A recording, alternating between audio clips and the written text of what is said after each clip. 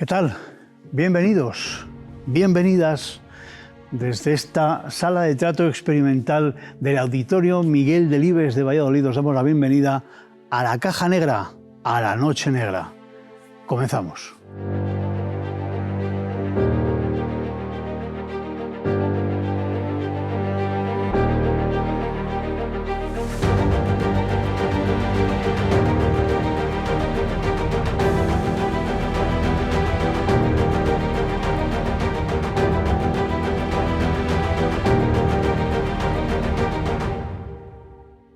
No se me ocurre mejor manera de empezar que explicando qué es la Caja Negra.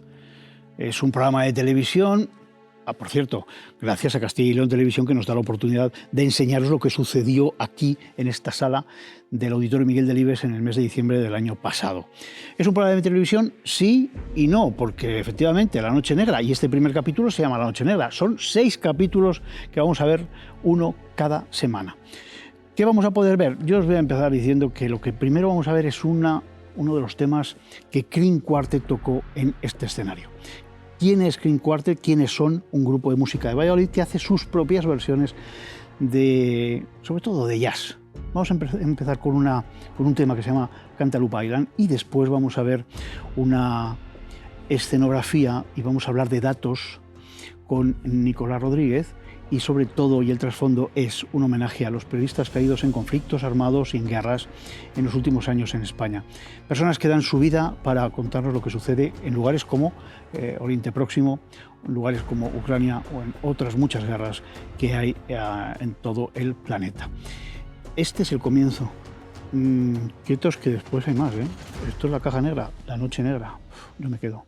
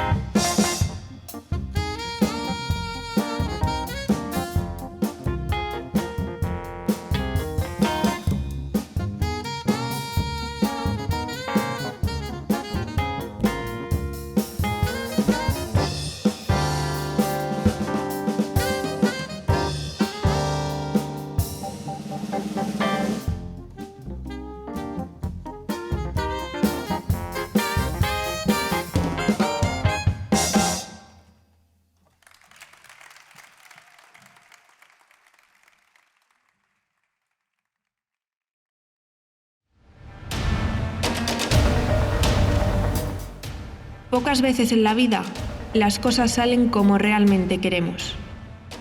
Y la mayor parte ni siquiera llegan a salir.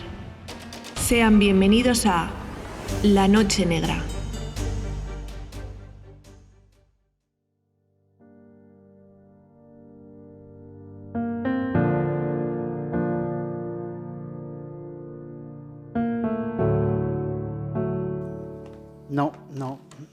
No me habéis pillado un buen día.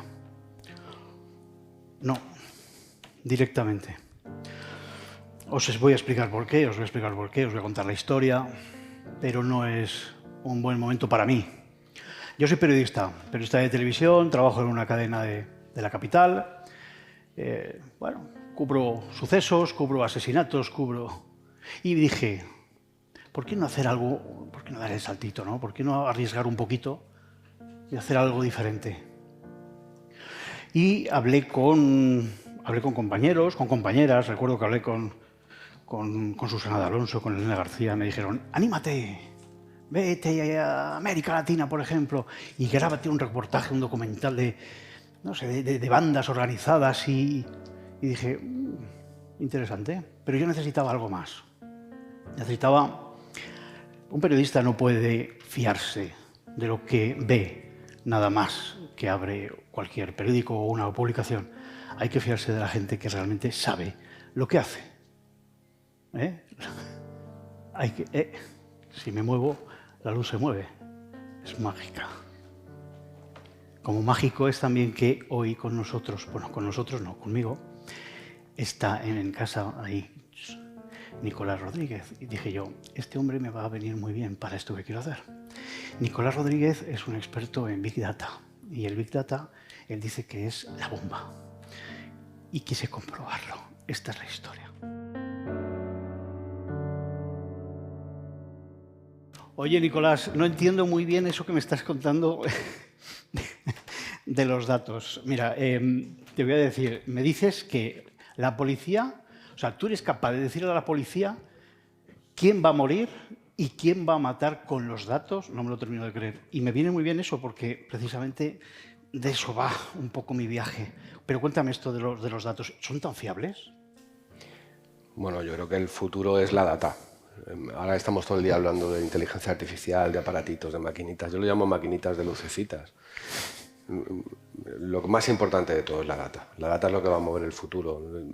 Hace no mucho empezaron a definir el mundo de los datos como el nuevo petróleo del siglo XXI. Y la data probablemente sea el petróleo, pero para que el petróleo luego se pueda ser usado se necesitan refinerías y personas que conviertan ese petróleo en algo que podamos usar. Ese es el trabajo que yo hago, que es analizar la data desde un punto de vista de comportamiento humano. Vale. Por ejemplo, tú bien sabes que voy a ir a un país de América Latina, pero yo necesito que me expreses, por ejemplo, yo tengo aquí apuntado. Ya uno con la edad, estas letras no se ven muy bien. Ah, sí, por ejemplo. Datos, por ejemplo, de México. ¿Tenemos algún tipo de dato en lo que podamos ver, por ejemplo, mujeres asesinadas en México? ¿Tenemos ese dato o no? Sí, además es... Tomo nota. A ver. México tiene una incidencia desde el punto de vista de criminalidad. ¿Sí? Lidia lo sabe mucho mejor que yo. Lidia. Es impresionante. No sé quién es Lidia. Es que aquí desde mi terraza solo veo alturas. Desde el punto de vista de incidentes, ¿Sí? México tiene muchísimos problemas de criminalidad en distintos ámbitos, no solamente en delitos sexuales, en homicidios, en tráfico de niños. Y ahora mismo me parece que México probablemente era el segundo detrás de Estados Unidos en número de homicidios. Tiene un impacto brutal en el número de mujeres asesinadas. Creo que en los últimos 8 años me parece que ha habido cerca de 28.000 mujeres asesinadas. Una de cada 4 era... ¿28.000? Sí, 28.000 mujeres asesinadas en los últimos 8 años. Una de cada 4 es un feminicidio, lo que nosotros entenderíamos como violencia de género, más o menos, ¿no? Porque ahora en violencia de género quieren introducir todo tipo de asesinato de mujeres. ¿Y en España? 844, que es... Hablamos de mujeres en total. Sí, mujeres de todas las edades. En los últimos 8 años. Sí, en los últimos 8 años, cerca de 28.000 mujeres asesinadas, una de cada 4 es un feminicidio, lo que aquí nosotros podríamos definir como violencia de género, ¿no? Y en ese tiempo nosotros hemos tenido 844, de las cuales una de cada 2 era violencia de género. Madre mía. Vale. No sé si voy a tener que ir por ahí. ¿Y en algún otro país de América Latina? No sé, ¿qué otro país me puedes...? Fíjate, a mí una de las cosas que más me ha impactado cuando tuve que hacer un tema en Horizonte de violaciones, me llamó mucho la atención el número de violaciones diarias que había en determinados países de Europa, ¿no? Especialmente en Francia, Reino Unido, Alemania, los países nórdicos, ¿no? Sí. Pero es que en Estados Unidos, en México, era impresionante el número de violaciones. Yo creo que tenemos... Te enseñé una Sí, no, diapositiva. me hablaste incluso de Argentina también. Sí, a mí lo que más me impactó fue en México, que más o menos... Los datos oficiales de México hablaban de 65 violaciones diarias, pero realmente determinado tipo de otras páginas que se dedican al mundo Hablan de otros datos. lo elevan a más de 240 violaciones diarias en México. De Y mujeres. en Argentina, en los últimos 15 años, víctimas mujeres de homicidio por violencia de género, en España son 845. Creo de y- recordar de memoria, y en Argentina había más de 4.400 mujeres asesinadas por violencia de género en los últimos 15 años. ¿Sí? Todo lo que es América Latina, Estados Unidos también, por supuesto, Estados Unidos tiene unos índices de criminalidad brutales que no son capaces de reducirlos. Ayer mismo, por ejemplo, en Horizonte, un tema que sacaba Iker era cómo había aumentado un delito muy específico, que es el robo en tiendas, que lo habrás visto cuando ves un telediario, cómo entran y se llevan todo lo que pueden, ¿no? Ellos tienen una definición distinta del Código Penal, es más de $950 por debajo de $950, lo conocen y dicen, hasta aquí puedo robar, $950 no me va a pasar absolutamente nada. Pero Estados Unidos es endémico el problema que tienen con la criminalidad, no es nada nuevo. Oye, y delitos sexuales, si hablamos de delitos sexuales, ¿cómo nos podemos comparar nosotros, España, el país, con países de nuestro entorno? Pero países que estén cerca, un poquito más cerca, quizá, no sé. Bueno, ahora mismo España, Francia, Reino cuando Unido. hablamos de violaciones, más o menos, más o menos, David. Sí. Estamos en torno a unas 10 violaciones. Aquí se define como agresión sexual con penetración, aunque luego desde el punto de vista de condenados aparece la figura de violación. Pero ahora mismo Francia, pues Alemania, por ejemplo, está en 29, Francia está en cerca de 100, incluso lo supera muchas veces. Hablo de diarias, no hablo de todo el año, ¿eh? O sea, España en torno a 10 diarias, 10, 11, Alemania en torno a 29, Francia está en torno a 100 y Reino Unido está por encima de 185 violaciones diarias. Claro, 185 violaciones diarias multiplicadas por 365 días, estamos hablando de más de 60.000-70.000 víctimas de violación en un país como el Reino Unido. Y perdón, me corrijo, no el Reino Unido. El Reino Unido, sabes que son 4 países. Ah, claro. Claro, la data que yo analizo solamente me la dan de Inglaterra y de Gales. O sea, estamos hablando de que Inglaterra y Gales, más de 185 violaciones diarias, que también hay de hombres y de niños, ¿eh? Por supuesto, no solamente son mujeres. Luego hablamos de eso, porque me interesa mucho el tema de niños, niñas. Eso también me interesa. No sé si al final voy a terminar en América o no, por lo que me estás contando. Porque los datos que tú manejas, como tú trabajas los datos, no es abrir cualquier buscador, entrar en Google y buscar cuántos y ya, con ese dato, no, con ese dato tú no trabajas. Tú trabajas. ¿Cómo es tu trabajo exactamente para obtener esos datos o para trabajar con esos datos? ¿Cuánto tiempo puedes estar para tener un análisis que realmente sea crítico y que realmente sea fiable para utilizarlo de forma periodística? Antes de estar aquí en tu casa, en tu terraza, he estado oyendo Qué bonito. Qué Texas. un trocito de vida de una gran periodista de investigación como Lidia Cacho y me he quedado con una frase que he utilizado. Antes de venir aquí he podido escucharla. Nosotros hacemos un poco la labor de ser periodistas del dato. Al final te acostumbras a ver determinado tipo de dato. Yo solamente me dedico específicamente en enfermedad, violencia y muerte.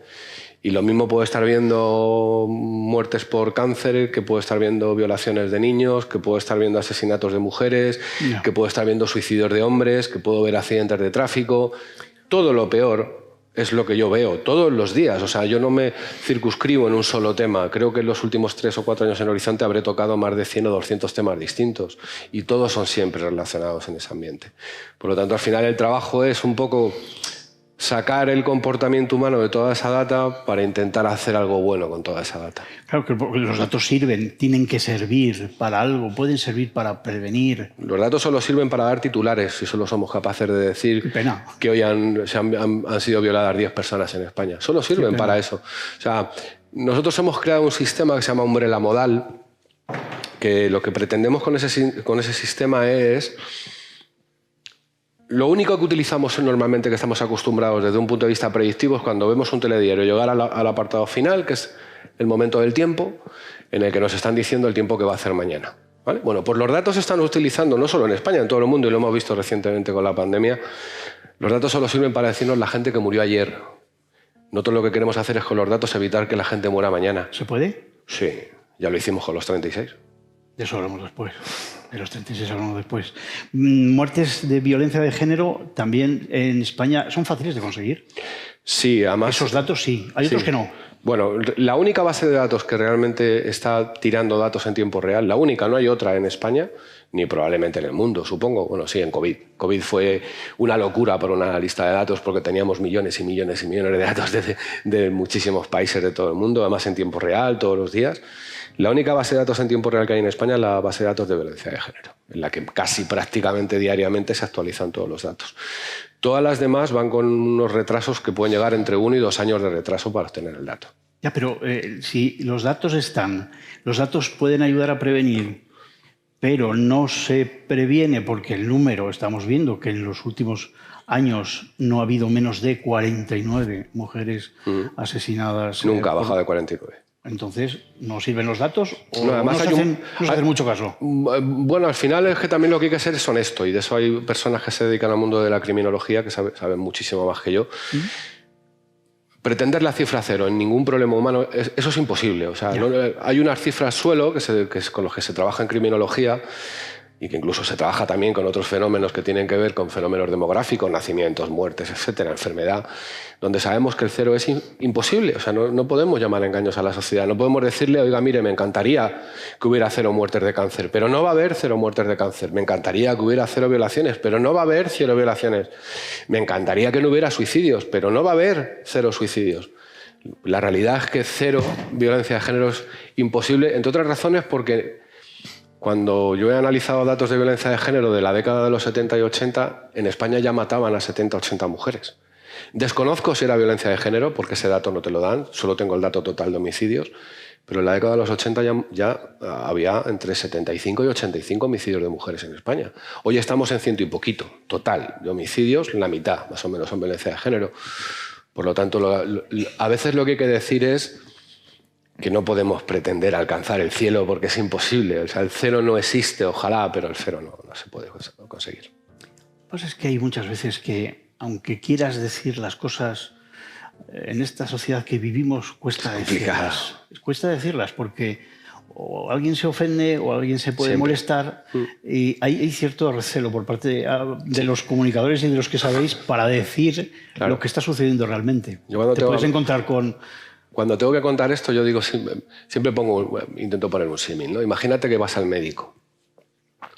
Y cuando vas a abrir la puerta si vas al médico de cabecera, al ambulatorio, abres la puerta, imagínate que el médico te estuviera escuchando detrás de un biombo en el que no pudiera saber si eres hombre o mujer, la edad que tienes, la nacionalidad, ni el problema. ¿Vale? O sea, esos son los datos que nos están tirando ahora desde un punto de vista oficial. Nos están poniendo un biombo delante en el que no podemos hacer un buen diagnóstico porque no me dejan ver determinado tipo de variables. Entonces, imagínate al médico que tuviera que adivinar tu diagnóstico coartándole determinada información. Por ejemplo, una de las cosas que hacemos cuando hicimos en COVID era, sabíamos que había determinado tipo de variables que tenían que ver con la enfermedad, que hay determinado tipo de razas, de etnias, o defínelo como quieras, ¿no? En el mundo, frente a determinadas enfermedades, su carga genética les había predispuesto a no enfermar. ¿Vale? Pues ahí necesito conocer la nacionalidad del paciente. Imagínate que en este país, para determinado tipo de dato, hay determinada variable que no nos quieren dar. Es difícil hacer un buen diagnóstico quitándome variables. Hay muchas personas que desaparecen en el mundo. Por ejemplo, en países como México, podemos hablar de números de desaparecidos. Sí, en México afortunadamente desaparecen muchísimos niños. Fíjate, más que el número de desaparecidos, hay algunas páginas que hablan que cada año desaparecen en el mundo cerca de 8 millones de niños, ¿no? Cuando hablas de páginas, hablas de páginas, ¿no? No, hablo de páginas datos concretos, ¿no? Sí, hablo de páginas. Al final, date cuenta que cuando estamos hablando de niños desaparecidos, estamos dando un dato genérico, ¿no? Porque es verdad que desaparece mucho niño. Mira, ahora mismo, por ejemplo, en España hay unos 108 niños desaparecidos, ¿no? Más o menos. Pero esos niños, esa página se recarga constantemente. Y son 108, pero a lo mejor mañana hay 103 y a lo mejor pasado hay 96. ¿Por qué? Porque son niños que desaparecen y vuelven a aparecer. Ahora, por ejemplo, la franja de edad 15-17 es muy propensa a desaparecer y aparecer a los 3 días, más o menos, ¿no? Vale, vale. Pero las cifras de México de 0 a 17 años, sí, total de desaparecidos, 95.000, 96.000 pero desaparecidos. Fíjate, luego aparecen con vida un número importante, ¿no? De todos ellos, ¿no? También es cierto que muchos niños que desaparecen en determinado tipo de países tienen que ver con, no sé qué palabra utilizar, alistarse, afiliarse a determinados grupos dedicados al dinero fácil. Bueno, ahí no entro en debate, ¿no? Pero, por ejemplo, una de las cosas que vimos cuando hicimos un análisis para un tema de desaparecidos era que especialmente todo lo que es si dividiéramos el mundo en 2 partes, ¿no? Y tiráramos para el lado derecho toda la zona asiática, parte baja de África, etc. Ahí hay mucho de explotación laboral, en el que la mayoría de las ocasiones son niños. En el otro lado es explotación sexual, la mayoría son niñas, ¿no? Es un poco la división que haríamos en el mundo desde un punto de vista de la data, ¿no? Hay, de hecho, hasta una película recientemente que ha tocado el tema, que es Son of Freedom. Hay operaciones en Estados Unidos que se llama Cross County, me parece que ya van por el número 13, que se dedican a recuperar niños desaparecidos. Háblame de esa explotación sexual, cómo se maneja un hombre de datos cuando hablas de explotación sexual. Pues mira, eso es ¿no? algo que joder, aquí estamos hablando, algunas veces hablamos del tema de criminología. No sé por qué miras para allá, bueno, yo.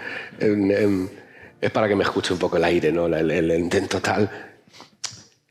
Joder, un analista de datos, en principio, no tenemos sesgos profesionales. Yo me dedico a analizar datos de tumores, pero no soy médico.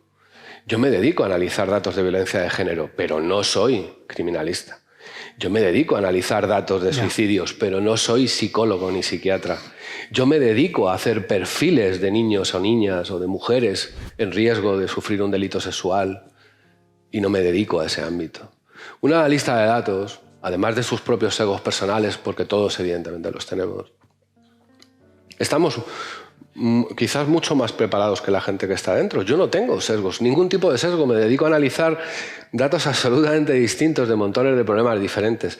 Y además hay un tema que quizás no todo el mundo lo conoce, ¿no? Hay ciertos países, creo que lo está haciendo especialmente el Reino Unido, Inglaterra en este caso, está empezando a derivar los análisis de inteligencia a personal externo, porque se han dado cuenta que evidentemente no tienen ciertos sesgos que ellos sí tienen desde dentro, ¿no?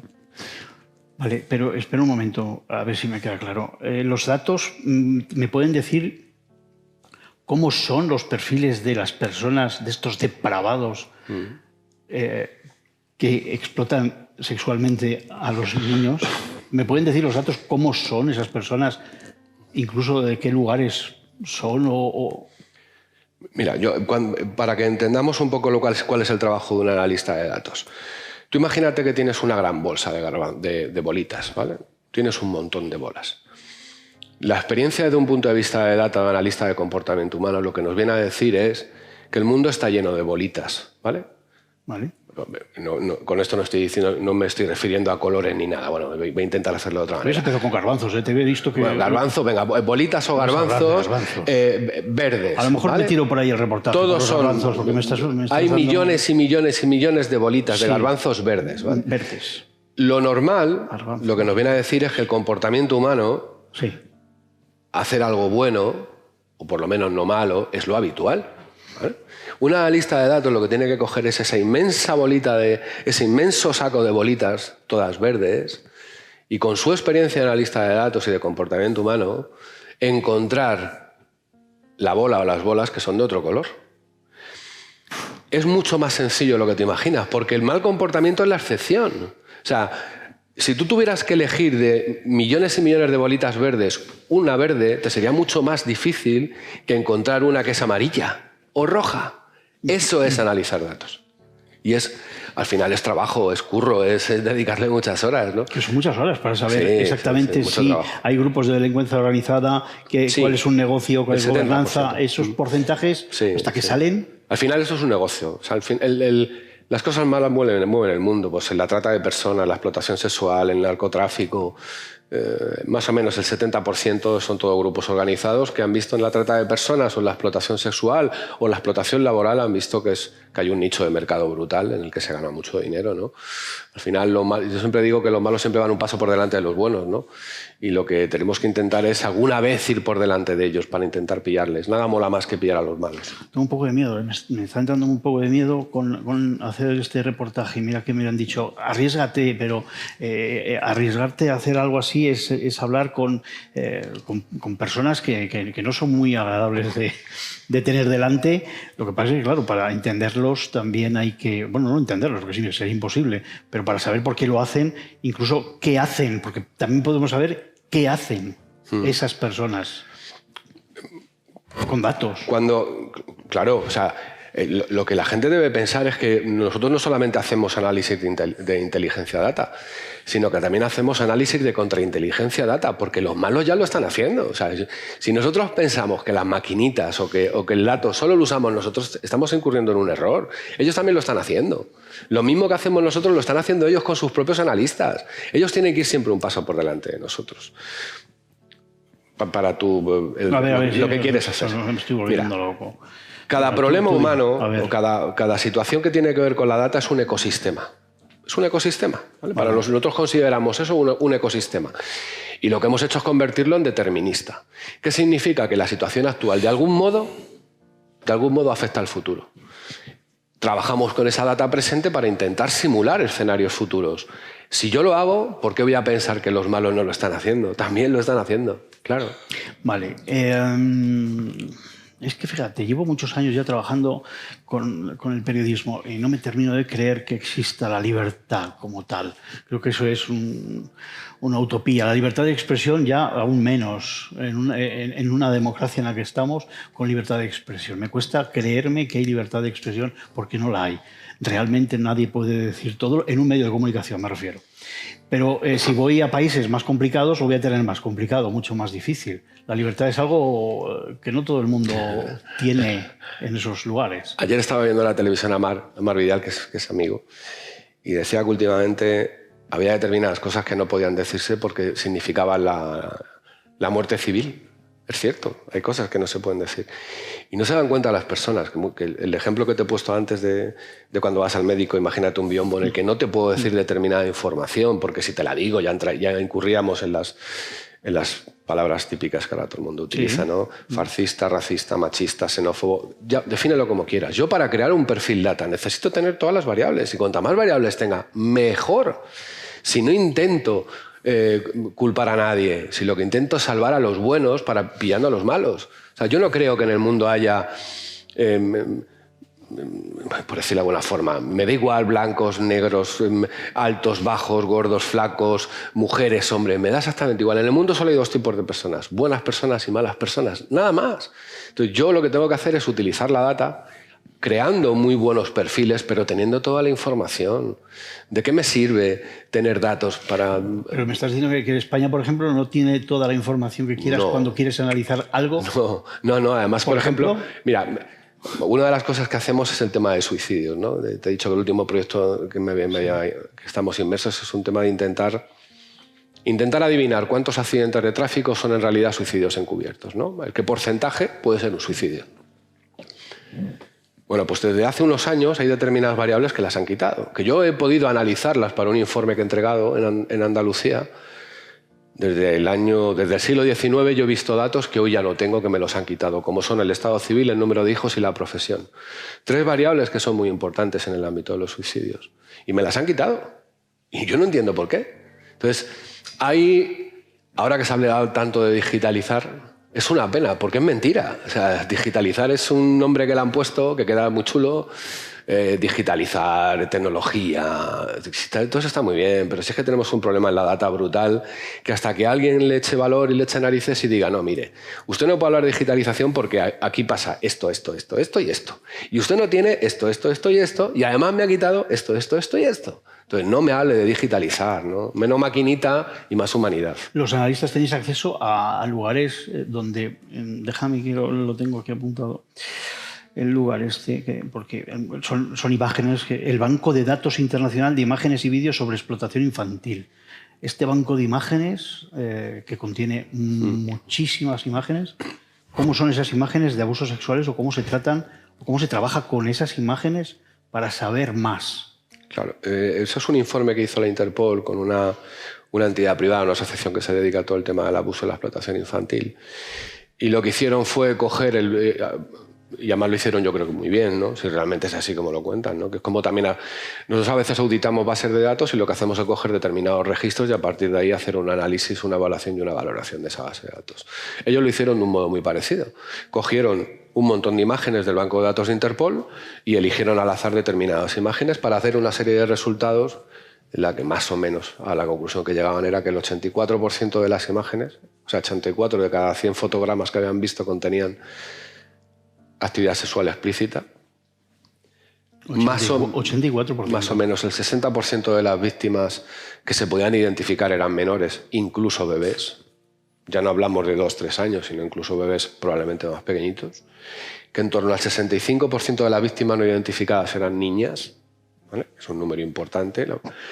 Y luego además hablaban de que en torno al 92% de los agresores, o sea, el 92 de cada 100 agresores eran hombres. Esos fueron, digamos, los 4 datos más importantes que a mí me llamaron un poco más la atención. También es verdad que hay un dato que no te he comentado y probablemente lo tengas en la cabeza porque te lo dije en algún momento. Antes de venir aquí a la terraza te lo comenté. Y era que es verdad que predomina la explotación sexual infantil de niñas, ¿sí? Pero habían visto que en aquellas secuencias más difíciles de ver. En este banco de imágenes. En este banco de imágenes habían descubierto que lo más duro que habían visto la víctima, en este caso, era un niño, más que una niña. O sea, los fotogramas más duros que habían podido, de esa auditoría que hicieron del banco de imágenes de Interpol, habían visto que aunque predominaba la violencia sexual contra las niñas, lo más duro parece ser que el protagonista, desgraciadamente, la víctima era un niño. Es que al final es una víctima, ¿no? Quiero decir, niño o niña, es cierto que los datos tienen que estar ahí y que hay que diferenciarlos, pero al final da lo mismo, es una personita que está sufriendo. Ya te he dicho antes, ¿no? Buenas o malas personas, da igual. ¿Qué más da? Sí. Si al final lo que importa es la víctima. Sí, lo que pasa, fíjate, tú me has preguntado antes un poco el tema de la data, ¿no? Mira, te voy a poner un ejemplo de cómo a mí me gustaría el dato en España. Yo, por ejemplo, puedo ver determinados datos en España del Ministerio de Interior que tienen que ver con la victimización por delitos sexuales. 3 variables mal contadas. Solo. Y con eso intentamos hacer milagros. Solo con esas 3 variables intentamos hacer milagros. Tú te pones a ver el banco de datos, por ejemplo, de México y es impresionante lo que tienen. Hablo del otro lado del charco. Te pones a ver el banco de datos de Estados Unidos y es impresionante lo que tienes. Pero es que aquí, en Europa, en esto que es nuestro continente, este viejo continente, el banco de datos del Reino Unido es impresionante, hasta el punto de que yo puedo ver hasta los incestos. La data de incestos. Aquí no. En España. En España te he dicho 3 variables y con suerte. Y tira. Y con eso intentamos hacer milagros, solo con esas 3 variables. Imagínate si nos dieran todas, ¿no? Fíjate, hasta hace muy poquito, yo la primera vez que escucho en el Congreso de los Diputados hablar de enfermedades mentales es verdaderamente a Íñigo Errejón, y eso se lo tengo que reconocer. Y no se hablaba de suicidio. En el periodismo, en la televisión, no se sacaban noticias de suicidios. No se hablaba de suicidio por el efecto llamada, ya decían, había una línea que decía que no se podía sacar nada de eso. De hecho, me tocó a mí cubrir una persona que se había... había habido un accidente, fui, lo cubrí, lo grabé para la televisión y cuando llegué vi que la persona no estaba justo en la pared, sino que estaba a unos 6-7 metros de lo que era la fachada. Y si te caes, no te lanzas. Ese señor se había lanzado y no salió. Ahora ya sí. ¿Quién decide, David? No. ¿Quién decide lo que se publica y lo que no se publica? A partir de hace un año ya se habla de suicidios. ¿Pero quién decide? Antes no. ¿Quién decide? O solo de personas famosas. Claro, pero ¿quién decide cuál es la variable que puedo ver o que no puedo ver? ¿Quién decide qué información puedo tener o no puedo tener? ¿Quién es el que decide quién vive o quién muere? El suicidio es un problema en España que data, como te he dicho antes, de un informe que tuve que hacer hace poco. En este caso era de la región de Andalucía, pero tuve que ver datos de toda España. El suicidio es un problema endémico en España del siglo XIX. Yo he visto datos del año 1800 y pico. Entonces, dices, pero vamos a ver. O sea, usted me está diciendo que porque un señor hace 60, 70 años del efecto Belter vio que en el New York Times, un periodista vio que cuando ocurrían una serie de suicidios y se publicaban en la primera portada del diario, al mes siguiente crecía el número. Usted me está diciendo ahí nace ese efecto llamada. Claro, en el periodismo. O sea, usted me está intentando decir que el suicidio en Nueva York, nada menos, de hace 60 años, me vincula a mí, que no tengo nada que ver como sociedad, ni como mental, ni como clima, ni como economía, con Nueva York de hace 60 años. Es absurdo. O sea, estamos siguiendo criterios del medievo cuando estamos en una era digital. Ahora, tanto, te decía antes, ¿no?, el tema digital, ¿no? Les vende mucho la palabra digital y dices, ¿pero qué tiene usted de digital? Digital casi parece que es un bolígrafo para usted. Es muy llamativo. De 5 a 19 años, 1.000 homicidios, mujeres de todas las edades, 1.113 suicidios de ambos sexos de 0 a 19 años. Yo una de las cosas que hemos puesto en el informe sobre suicidios es que para nosotros hay determinado tipo de variables que tienen que ver muchas veces con el resultado final, que no hay nada peor que quitarte la vida o que te quiten la vida. Ahí se acabó todo, no hay nada más. En el mismo periodo que lleva en vigor la ley de violencia de género, se han suicidado más niños y adolescentes que mujeres han asesinado. Yo no le estoy restando fuerza, porque me dedico a temas de violencia de género. Lo único que intento decir es que a lo mejor... Hay que prestar atención. A lo mejor, ya no solamente prestar atención, a lo mejor alguno de esos suicidios de chicos y chicas... Ya. Por ejemplo, que esto es a mí un dato que me pareció impresionante. En plena pandemia se nos suicidó un niñito de 9 años saltando por la ventana en Navarra. ¿Qué lleva un niño de 9 años a saltar por la ventana? O sea, ¿qué debía estar pasando? Porque siempre pensamos lo mismo, ¿no? Es el acoso escolar, el bullying, ¿vale? Sí, pero ¿y si hubiera algo más? Como te decía, vengo de oír a una gran periodista que estaba hablando de la explotación infantil, ¿no? ¿Y si realmente hay determinados niños que se nos quitan la vida por otras razones que no queremos contar o que no queremos decir, ¿no? ¿Qué empuja a un niño de 9 años a saltar por la ventana? 9 años. Ya no te hablo de una persona de 19, 9 añitos. Entonces, cuando yo pongo en el mismo plano, trabajamos con unas cosas que se llaman capas y dimensiones. Cuando ponemos suicidios y violencia de género, no queremos restar fuerza a ninguno de los dos.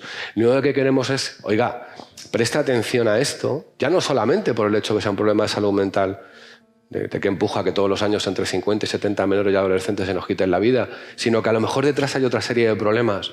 Y no necesariamente tiene que ver con acoso, a lo mejor hay violencia. Hace poco leía que en determinadas actitudes que tienen que ver con ideación suicida, en muchas ocasiones tienen que ver con haber sufrido delitos sexuales en la infancia o la adolescencia. Y que eso se reproduce incluso en la edad adulta. Vamos a crear buenos perfiles a través de la data con eso. Antes me has hablado de los 36. Tengo el vídeo preparado, lo tengo por aquí, voy a ver si lo puedo reproducir. Los 36 para la DGT. El vídeo de la DGT, aquí está. Vamos a verlo. Hombre, 46 años. Mujer, 40, Andalucía. 17 años, Baleares. Hombre, 76. 60. 53. 32, Castilla-La Mancha. País Vasco. Canarias. Tengo un coche. Voy en moto. Y hoy estoy aquí Porque esta Semana Santa Voy a morir. El Big Data, los algoritmos, las estadísticas. Lo pronostican todo. Todo. Hasta el último detalle. Y dicen que esta Semana Santa 36 personas moriremos en las carreteras españolas. Nosotros. 9 mujeres. 27 hombres. 3 en Galicia. 5 en Castilla y León. 8 en colisiones frontales. 3 atropellados. 13 entre las 2 y las 8 de la tarde. Y ahora que lo sabemos, Quizá podamos evitarlo. Respetemos las normas. Hagamos que el Big Data se equivoque. 36. ¿Cuántos fueron? 29. Fallaste. No. Hombre, 36. No. A ver. Te voy a explicar por qué. Y con todo el respeto, pero el Big Data falló. No. Tenía que haber sido 36 segundos. No, te lo voy a explicar. Cuando tú haces una predicción referida a comportamiento, lo que intentas es equivocarte. O sea, si yo te digo lo que puede pasar, tal vez no pase. Te lo compro. O sea, yo te digo, imagínate, oye, mira, he analizado miles y miles Si y hubieran miles... sido menos de 29 hubieras acertado más.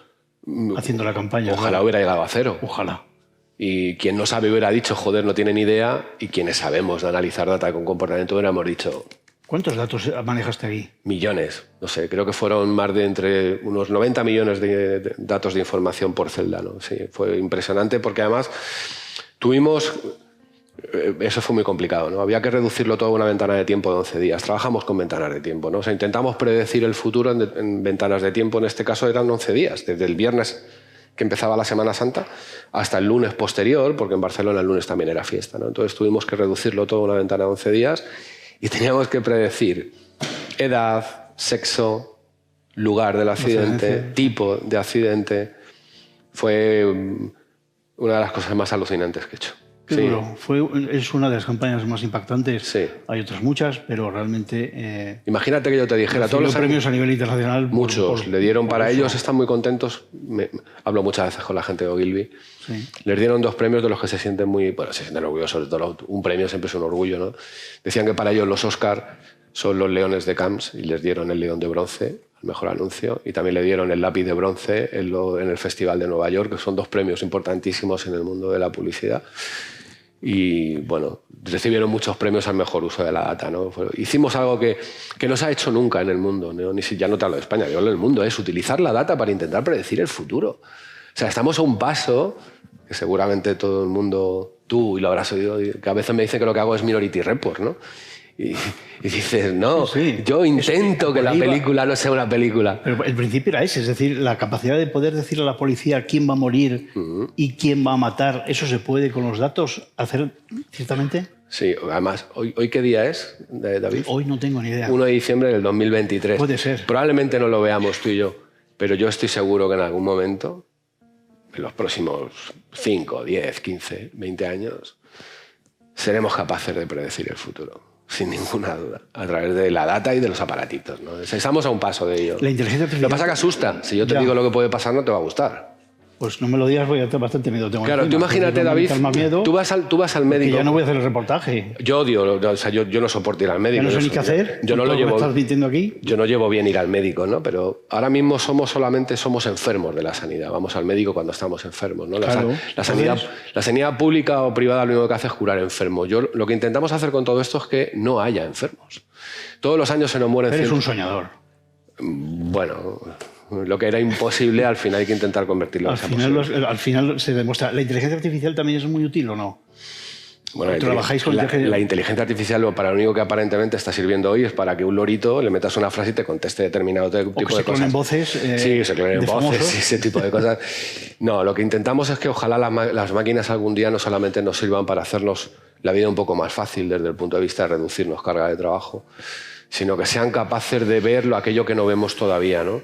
Pero yo siempre digo que miramos pero no vemos, oímos pero no escuchamos, ¿no? Convertir una inteligencia artificial en una máquina que piense como un humano es imposible a día de hoy, ni probablemente lo veremos en los próximos muchísimos años, ¿no? Y además también te digo una cosa, David, menos inteligencia artificial y más inteligencia humana, ¿no? Menos ciudades inteligentes y más inteligentes en las ciudades. Es lo que a mí me gustaría. Los periodistas lo tenemos difícil, los que queremos hacer algo diferente, los queremos lanzar, como por ejemplo que quiero hacer este reportaje en un país complicado, con bandas, todos los datos que ya me has pasado también de delincuencia, de bandas y demás, que ya tengo ahí yo archivados. Vale, pero es muy difícil hacerlo porque necesitas un apoyo económico, pero también necesitas un poco de valor. Y el valor hoy por hoy, ¿hay valor para contar las cosas? No hay valor, pero también necesitas a gente que te eche una mano y que crea en ti, ¿no? Y afortunadamente tengo alrededor mío gente que siempre cree en ti, te echa una mano y te ayuda. Y mira, te voy a poner un ejemplo, además lo vas a entender mucho mejor, ahora que está muy de moda hablar de, por ejemplo, terrorismo yihadista, para que veas lo que es capaz de hacer la data. Cuando ocurrieron determinados atentados en España, el Ministerio del Interior entendía que había 3 variables súper importantes, que era la compra de butano doméstico, el alquiler de apartamentos turísticos y el alquiler de furgonetas. Solo con esas 3 variables se pueden hacer auténticas virguerías para problemas tan serios como el terrorismo yihadista. Los periodistas tenéis que empezar a ir a no contar el pasado. Como te decía antes, vengo de oír a Lidia Cacho y hay que intentar predecir el futuro. Tenéis que arriesgaros, investigar, usar bien la data. ser menos hooligan y ser más ciudadanos. Con todo lo que me has dicho, como para arriesgarme, no sé yo, me parece que me quedo tranquilamente, ¿sabes? No... Es que me lo has puesto un poco... Me venía yo con más ganas, te invité a casa para que disfrutaras de mi terraza, pero al final pues casi es mejor que no hubieras venido porque me has dejado un cuerpo que no es normal, claro, con estos datos. Oye, de aquí a nada, porque esto va muy rápido, ¿cambiará esta sociedad, la española, cambiará? Porque claro, otra de las cosas de las que hablamos, y con esto ya nos vamos a la cocina que tengo preparado unos chupitillos de agua. De más agua que esta. Por ejemplo, ya se me ha ido, ¿ves? Cambiará. Ibas a decir que sí va a cambiar algo. No, claro, sí va a cambiar la sociedad, porque tú me hablabas, me preocupan los datos de América Latina que me estás pidiendo, y yo vengo con América Latina, y tú me decías, pero es que me preocupa más que haya un violador en, no sé, en Alemania. Y te decía yo, ¿por qué? Y tú me decías, pues porque tiene libertad. Claro. Tú date cuenta que ahora mismo en la Unión Europea hay libertad de movimientos. No vivimos en un mundo global en el que hay libertad de movimiento, las personas entran, salen. Fíjate, COVID. O sea, la gente... Cuando empezamos a trabajar en COVID, allá hace, parece, lo vemos tan lejano, y fue hace 4 días, ¿no? Que no se nos olvide. Un caso creó millones y millones y millones y millones de casos. O sea, fíjate la capacidad de reproducirse. Un problema. Uno acabó siendo muchos. En Europa tenemos libre circulación. O sea, yo te contaba, ¿no? Una persona, un agresor... Bueno, no habría víctimas si no hubiera agresores, ¿no? Por supuesto. Un agresor puede recorrerse los países nórdicos, bajar por Alemania, darse una vuelta en Alemania, pasar por Austria, Países Bajos, darse una vueltecita por Francia, luego bajar a Italia y luego de Italia pasar a España. Igual que ha hecho ese recorrido, incluso irse de la Unión Europea. Bueno, yo creo que tenemos que empezar a... Abrir las miras. Sí, dejar sobre todo de ser bonista, y lo que nos interesa es que no haya víctimas de ninguna clase. Parece que cuando hacemos perfiles de agresores todo el mundo te tacha de algo y le dices, oiga, que es que en víctimas también hay. También diferenciamos, ¿no? Porque tengo que hacerlo para crear una serie de perfiles. Yo te contaba, por ejemplo, el famoso caso de Rotherham en el Reino Unido, ¿no? La red de pederastia. Eso es terrible, ¿eh?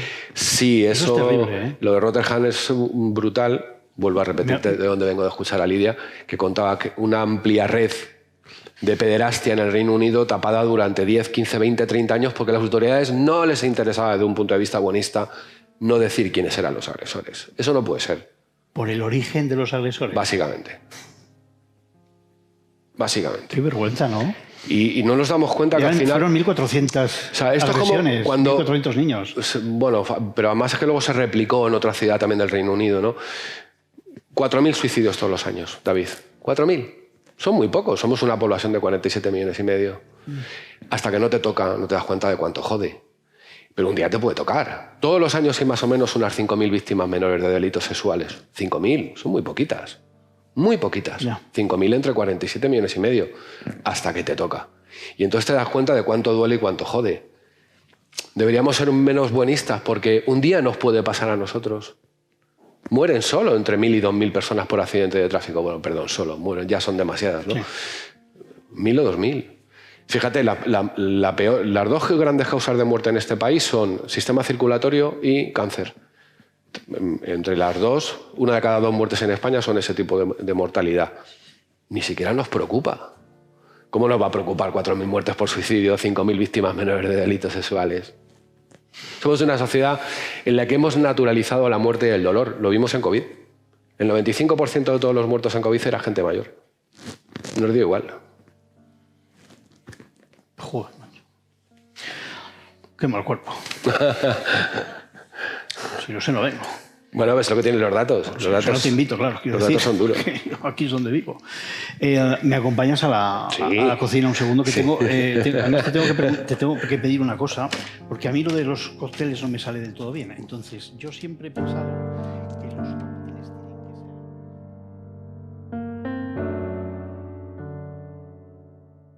Lo tenía todo. Tenía todo. Tenía datos, tenía experiencias, tenía permisos incluso. Tenía permisos de oficiales y también tenía permisos de algunos líderes de algunas bandas radicales. Ya los tenía contactados, lo tenía todo. Fueron días difíciles, no os lo voy a negar. La verdad, estuve muy nervioso muchos días. Estuve mal, no dormía. Es más, la única vez que dormí bien fue el primer día, el día que llegué a ese país, y dormí en el hotel muy bien. Me levanté, me duché, recuerdo que me duché, y justo al terminar de ducharme sonó el teléfono en la habitación. Lo cogí, una voz que me resultó bastante familiar me dijo: no lo hagas. Y colgó. Yo me hice un café, tenía que bajar porque abajo tenía el enlace que me iba a llevar al punto más seguro donde me iba a reunir con mi equipo de grabación. Y bueno, me tomé el café, bajé, y justo cuando llegué al hall del hotel es cuando me di cuenta de que no iba a hacer ese reportaje. Y no lo iba a hacer porque me morí. Bueno, me asesinaron.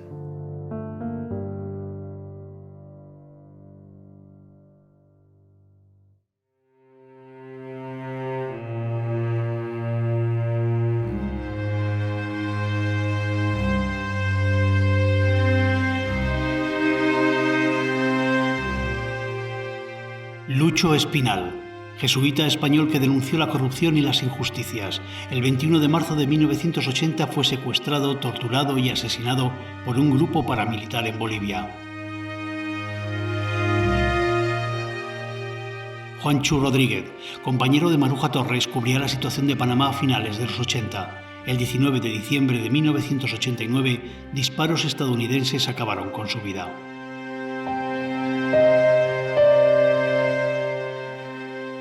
Jordi Puyol Puente fue el primer periodista en morir en la guerra de Bosnia. El 17 de mayo, con 25 años, perdía la vida al estallar una granada al paso de su vehículo.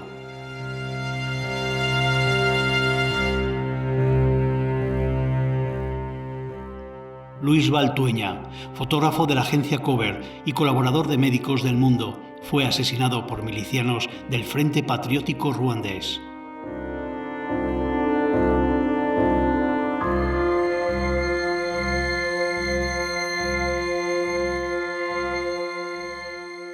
Miguel Gil Moreno estudió Derecho, pero su vocación fue la comunicación. En Sierra Leona, una emboscada del Frente Revolucionario Unido acabó con su vida.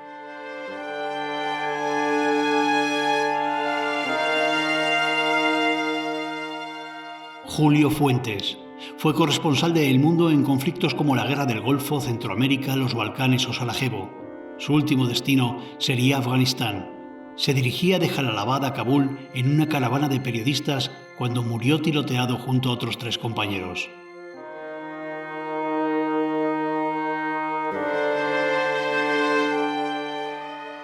José Luis Perceval, conocido como el rastreador de Rabat, trabajaba para la cadena COPE y para El Mundo.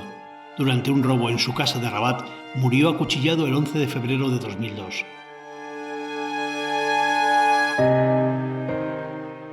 Julio Anguita trabajó en Nueva York como becario para El Mundo y cubrió los atentados del 11S. El 7 de abril acompañaba a la 3ª División de Infantería del Ejército de los Estados Unidos cuando fue alcanzado por un misil iraquí. José Couso cubrió conflictos en Kosovo o Macedonia y en 2003 se trasladó a Bagdad para documentar la invasión americana para Telecinco. Un obús americano impactó contra el Hotel Palestina donde, a sabiendas, se alojaban periodistas. Couso resultó herido y murió poco después. Ricardo Ortega estuvo en Sarajevo, Chechenia y Nueva York en el 11S, donde informó en directo con Matías Prats en plató. En 2004, al estallar el conflicto en Haití, Ortega acudió como freelance. Investigaciones periodísticas apuntan a que fue una bala de tropas americanas la que acabó con su vida. Roberto Fraile trabajó como camarógrafo en la televisión de Salamanca, Radio Televisión Castilla y León, y compaginó ese trabajo con la grabación de conflictos armados en países como Colombia o Brasil. Su destino estaba unido al de otro periodista asesinado, David Beriaín. David Beriaín trabajó como corresponsal en Irak, Afganistán, Sudán, Libia y Congo. Rodó la serie Clandestino para Dimax, revelando los secretos de las organizaciones criminales más peligrosas del planeta. Mientras cubría un reportaje de cazadores furtivos con Roberto Fraile en Burkina Faso, fueron abatidos en una emboscada a su convoy.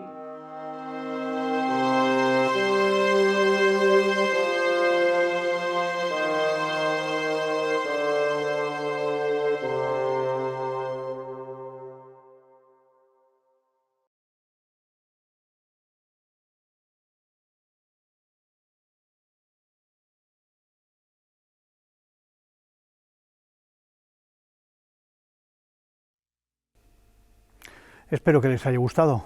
Los próximos 12 minutos, 13 minutos, los vamos a dedicar a la literatura.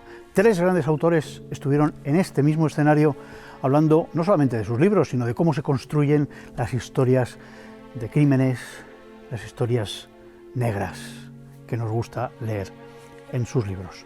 José Francisco Alonso, Susana Rodríguez y Carlos Basas, 3 grandes escritores en un entorno único, en la sala de teatro experimental del Auditorio Miguel Delibes de Valladolid.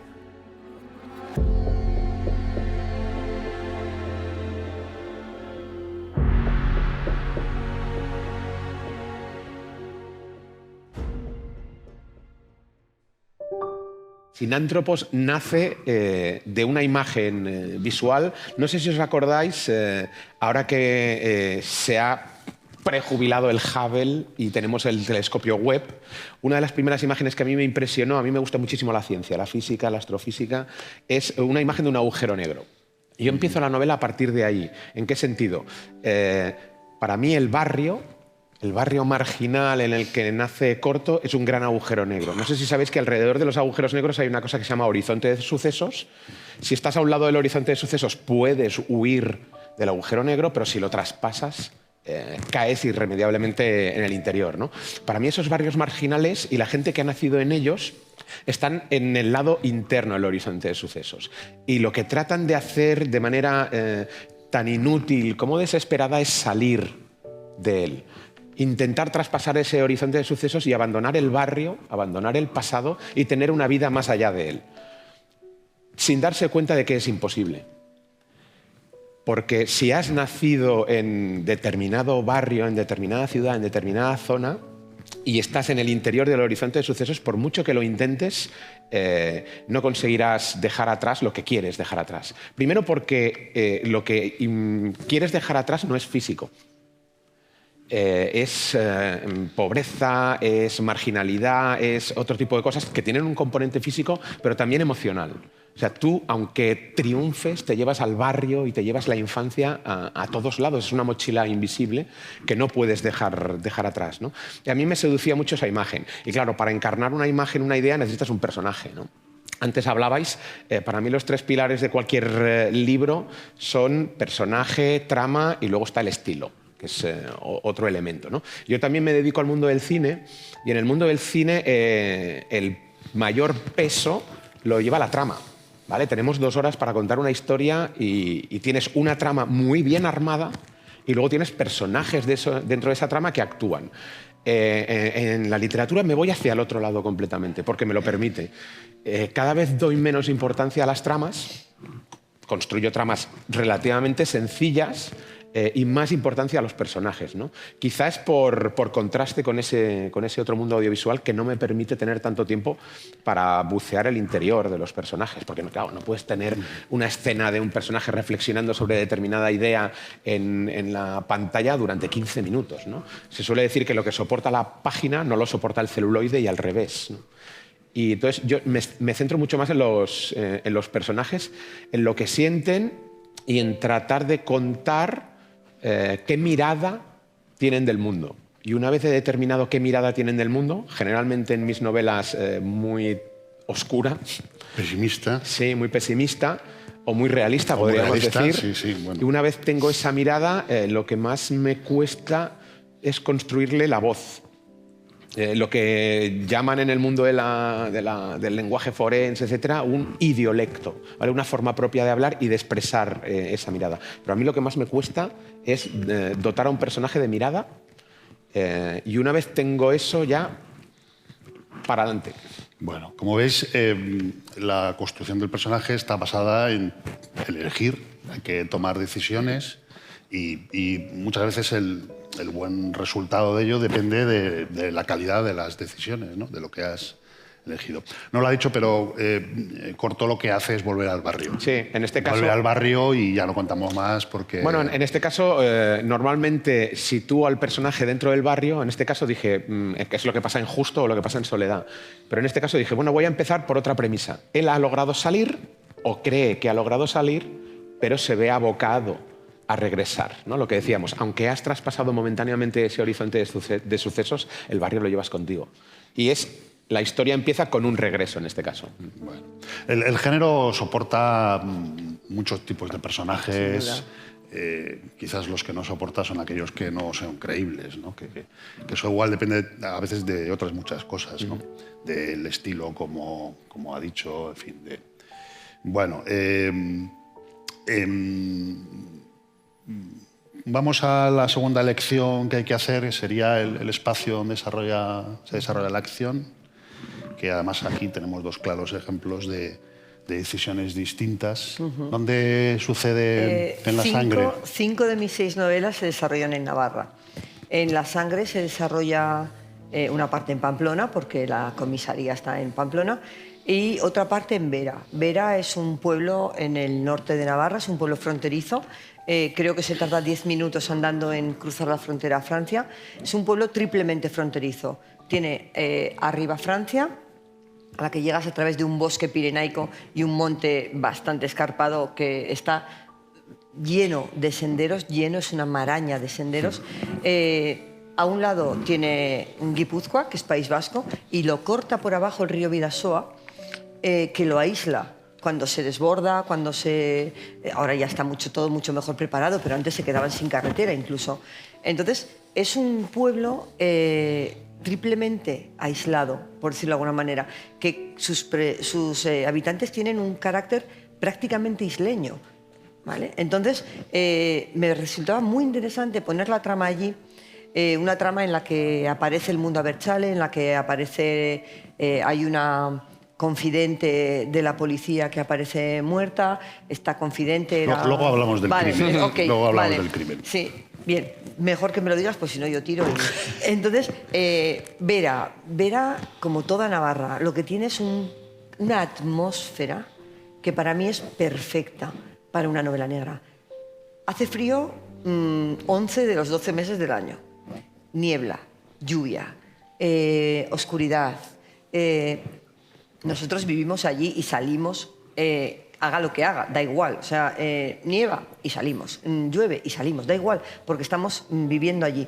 Pero vivimos hacia adentro.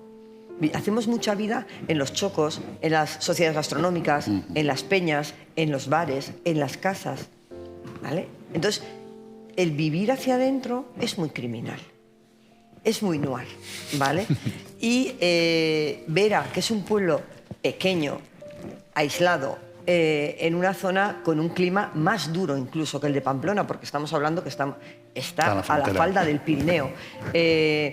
La presión social a cualquier persona que, en este caso, intente meterse con uno de los suyos, es brutal. Entonces, me parecía perfecta la atmósfera. Para mí la atmósfera en la que vas a contar la historia es muy importante, porque te ayuda. Entonces a mí esta atmósfera me ayuda a crear miedo, a crear tensión, a crear suspense, a matar, porque la niebla te oculta, porque la lluvia nos hace llevar capuchas, paraguas, nos hace invisibles, no hay cámara que te capte. Bueno, ¿Vale? Si llevas un paraguas. Tenemos una amiga escritora en común que le dicen los editores que más niebla, más lluvia, más frío. Sí. También, y no lo dirá, pero también esconde un homenaje literario de nivel, porque allí está la casa familiar de los Baroja. Pero eso es solamente para el lector avezado. Yo soy devota de Pío Baroja, entre otros grandes escritores, como Delibes, no os imagináis lo que me gusta de Delibes. Y Baroja para mí es uno de los grandes, a pesar de que los navarros le caíamos muy mal. De hecho, él cuando él definía, le preguntaban, ¿qué es un oxímoron? Él decía, pensamiento navarro. Entonces, para él éramos unos toquetes. Pero bueno, en Vera está la casa familiar de los Baroja, se llama Itzea, y uno de mis personajes se apellida Itzea en un homenaje que han cogido 3 personas. Los leídos. Pero yo me quedaba a gusto. Fíjate, yo siempre digo, quizás por la parte un poco de profesor que tengo, a veces cuando hablamos en festivales, pues por un lado tenemos el discurso literario, pero por otro lado también hay otra visión, que es la que muchas veces tenemos de puertas adentro y que solo compartimos entre nosotros.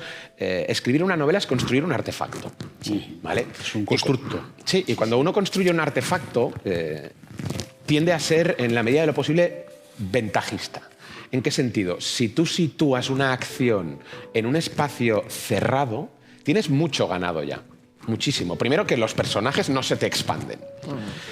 Segundo, que todo sucede, como decía ella, en un espacio muy reducido donde todo puede petar en cualquier momento, ¿no? O sea, ese tipo de elecciones iniciales en la escritura te van ayudando a ir construyéndolo todo, ¿no? En mi caso, el barrio, ¿no? El barrio marginal. Esos espacios en la mente del lector vienen con maleta. ¿En qué sentido? Tú piensas en un barrio marginal y automáticamente hay 27 adjetivos que todo el mundo comparte en la cabeza, ¿vale? Pobreza, tal cual. Tú dices, eso ya lo tengo ganado únicamente eligiendo un espacio. Un espacio con niebla, lluvia, cerrado, comunidad pequeña, ya tienes ganado el hecho de que llega un extranjero de fuera y lo primero que hay son miradas, ¿no? Es decir, ya, antes de que entres en el pueblo ya 50 personas saben que viene uno de fuera, ¿no? Todo eso lo tienes ganado y es una gran ventaja para nosotros. Bueno, además el lector seguro que lo ha experimentado alguna vez, ¿no? Claro. Sin embargo, en tu novela, en Sinántropos, está el barrio, está esta geografía localizable. Sin embargo, no se sabe qué barrio es, ¿no? Aquí hay una diferencia sobre nominarla claramente para generar esa imagen y esta que además no solo no se sabe, sino que entiendo yo que está construido de tal forma que puede ser muchísimos barrios. Sí, por ejemplo, el único que he identificado, porque ahí sí era importante por nombre, porque era muy significado, muy especial para mí, en Justo sí. Incluso hay nombres de calles y la referencia es clara, es ¿no? Barcelona y... Pero te voy a decir, porque yo la leí, Sinántropos, diciendo, bueno, a ver si le pillo, si queda ahí algo y bueno, alguna referencia, pero claro, como tienes una cultura tan vasta, salen referencias japonesas, algo en euskera, algo en no sé qué, digo, esto puede ser cualquier barrio del mundo, ¿no? Es que en el fondo no son todos el mismo, con lo cual para mí es una ventaja no ponerle nombre. Es curioso esto de los teatros, porque realmente te puedes encontrar un punto de luz donde menos te lo esperas. Como puntos de luz había también en el concierto de Cream Quartet. Habéis escuchado Cantaloupe Island al principio de este programa y vamos a terminar, queda muy poquito, con otro tema que es un auténtico lujo. Si podéis ir a verlos en directo, os lo recomiendo. Alfonsina y el mar. Punto y aparte.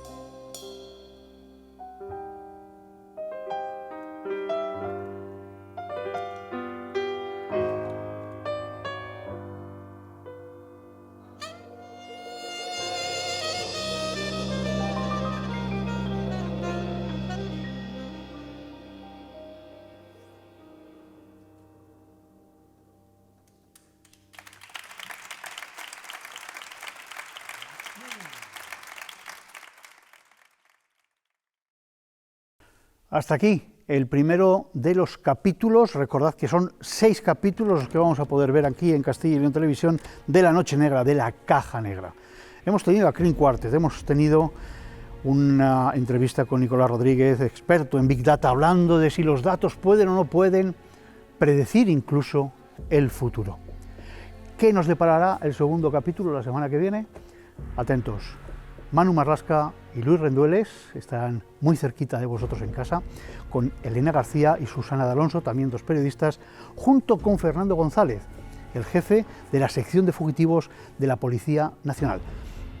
¿Sabéis que España es el lugar elegido por los que huyen para esconderse? Bueno, pues de todos esos que vienen, 400 cada año, son capturados. Así que andad con cuidado, sed cuidadosos, precavidos. Y la semana que viene nos vemos aquí, en La Caja Negra, en La Noche Negra.